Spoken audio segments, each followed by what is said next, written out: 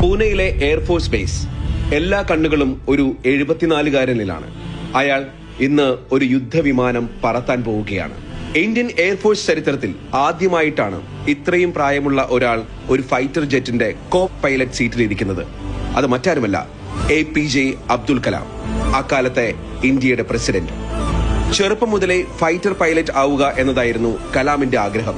Madras MIT-യിൽ aeronautical engineering course കഴിഞ്ഞതിന് പിന്നാലെ നേരെ എയർഫോഴ്സിലേക്ക് ജോലിക്ക് അപ്ലൈ ചെയ്തു.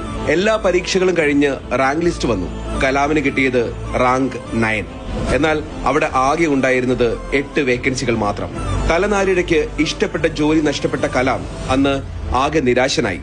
തുടർന്നാണ് DRDO-യിൽ ജോലിക്ക് കയറിയത്. അവിടെ നിന്നും നേരെ ISRO-യിലേക്ക്. തുടർന്ന് ഇന്ത്യയുടെ വൻ ബഹിരാകാശ ഗവേഷണങ്ങളുടെ ബ്രെയിനായി, നാടിന്റെ മിസൈൽ മാനായി. പിന്നെ ഇന്ത്യയുടെ ഏറ്റവും ജനകീയനായ പ്രസിഡന്റ് ആവാനുള്ള നിയോഗമായിരുന്നു അദ്ദേഹത്തെ കാത്തിരുന്നത്. കാലം ഇത്ര കഴിഞ്ഞിട്ടും യുദ്ധവിമാനം പറത്തുക എന്ന ആഗ്രഹം ബാക്കി. അങ്ങനെയാണ് 2006-ൽ അദ്ദേഹം സുഖോയി പറത്താനിറങ്ങുന്നത്. 50 വർഷം മുൻപ് എയർഫോഴ്സിന്റെ കുപ്പായം നിഷേധിക്കപ്പെട്ട അദ്ദേഹം ഇന്ത്യയുടെ സർവ്വ സൈന്യാധിപൻ എന്ന നിലയിൽ ആ ഫൈറ്റർ പൈലറ്റിന്റെ കുപ്പായം അണിഞ്ഞു. കലാമിന് കാലം കരുതി വെച്ച ഒരു സമ്മാനമായിരുന്നു ആ മുഹൂർത്തം.